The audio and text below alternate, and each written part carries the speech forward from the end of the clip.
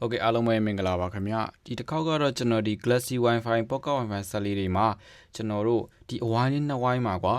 တစ်ခုပဲဖြစ်နှစ်ခုပဲဖြစ်အနီရောင်လေးဖြစ်သွားတဲ့ခါကျရင် line အားနေတက်တာလေးတွေဖြစ်တယ်ပေါ့နော်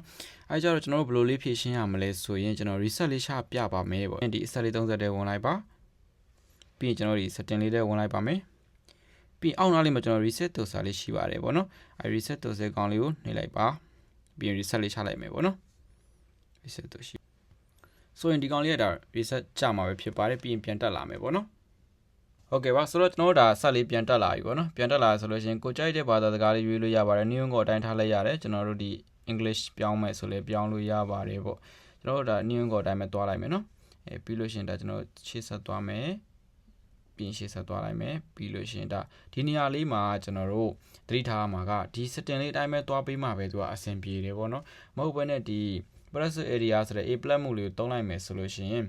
ဒီပတ်စံထက်ကုန်တာမျိုးလေးရှိတတ်တယ်ပေါ့နော်ဆိုတော့ကျွန်တော်တို့ဒီ standard မှုအတိုင်းလေးပဲ SD တိုင်းလေးပဲတွားပေးပါပေါ့ပြီးဒီမှာလည်းသူ့ရဲ့ auto ချိန်ထားတဲ့ setting လေးအတိုင်းပဲတွားလိုက်တာအကောင်းဆုံးလို့တော့မြင်နေပေါ့နော်ဒါလေးရတော့ကိုယ့်ပေါင်စိတ်ကြိုက်ချိန်လို့ရပါတယ်ထွေထူးထူးတော့လည်းမဟုတ်ပါဘူးပေါ့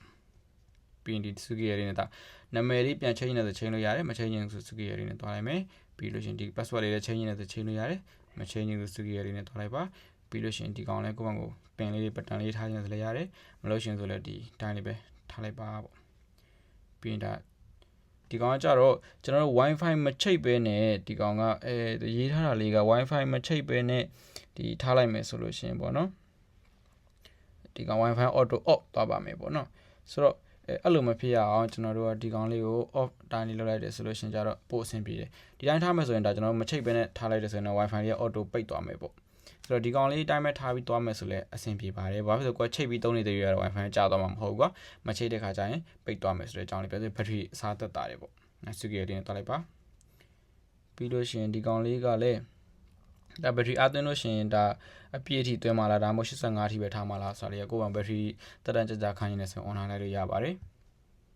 ပြီးရင်ကျွန်တော်ပြီးပါပြီပေါ့ဆိုတော့ဒါဆိုလို့ရှိရင်ကျွန်တော်တို့ပထမဒီမှာပေါ့နော်အနီရောင်နှစ်စင်းအနီရောင်နှစ်ကွင်းလို့ပေါ်နေတဲ့အခါလေးကနေပြီးတော့ကျွန်တော်တို့ဒါဒီနေရာလေးမှာပုံမှန်တိုင်းအခုလိုမျိုးလေးဖြစ်သွားပါလိမ့်မယ်ပေါ့နော်အဲဆိုရင်ကျွန်တော် line လေးလည်းပြန်ကောင်းသွားမှာပဲဖြစ်ပါတယ်ပေါ့ဟုတ်ကဲ့ပါအားလုံးကျေးဇူးတင်ပါတယ်ခင်ဗျာ